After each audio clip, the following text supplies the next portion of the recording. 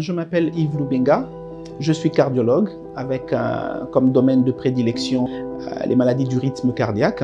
On se retrouve ici dans le cabinet de cardiologie à la clinique médecin de nuit pour un contrôle des stimulateurs cardiaques, communément appelés les pacemakers, implantés aux patients ici sur Kinshasa et qui ont un vécu relativement correct avec ces dispositifs. Pour la petite histoire, ça fait déjà un peu plus de 3 ans qu'en RDC, nous implantons des stimulateurs cardiaques permanents, qui sont en fait des petits dispositifs électroniques qui permettent de redynamiser le cœur chez les patients qui ont le cœur qui ont tendance à s'arrêter ou qui sont de plus en plus lents. Ngai liboso nazalaki hospitalisé na centre orphelinat oyo ya Kimbondo.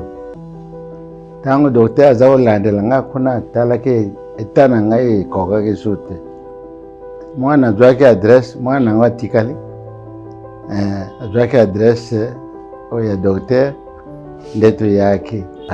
Après ntango tokutanaki na docteur alobi faut intervention batiaka pile renforcer makila na ye mpona kotambola bien mpo ezalaki ya kokita ndenge ezalaki 29 soko nakumaki 20 ne lelo naza te kasi lero batinga pile oyo nde imatisi makasi ya makila na kotamba normal.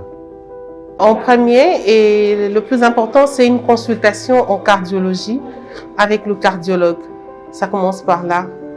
C'est lui qui décèle, c'est lui qui demande à l'aide des examens, un ECG au repos en premier. Il fait sa consultation, il demande un ECG au repos. Et c'est après, c'est la suite qui nous oriente vers un pacemaker.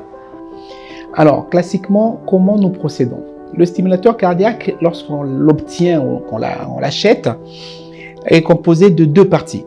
La première partie, c'est la pile.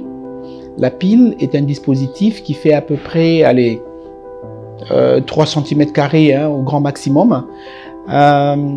Cette pile a des connecteurs qui permettent de recevoir des câbles qui sont communément appelés des sondes. Les sondes sont le point de contact entre la pile et la partie intérieure du cœur que nous appelons l'endocarde. Dans la plupart des cas, actuellement, lorsqu'on implante un stimulateur cardiaque, nous utilisons 2 sondes. Une sonde qui est implantée dans la cavité ventriculaire droite et une deuxième sonde qui est implantée dans la cavité auriculaire droite. Et ce dispositif sert de sentinelle, donc il permet au cœur, lorsque ce dernier a tendance à s'arrêter, à prendre le relais. Au fil des années, ils peuvent être finalement le moteur principal du cœur, lorsque le cœur devient complètement dépendant de la pile.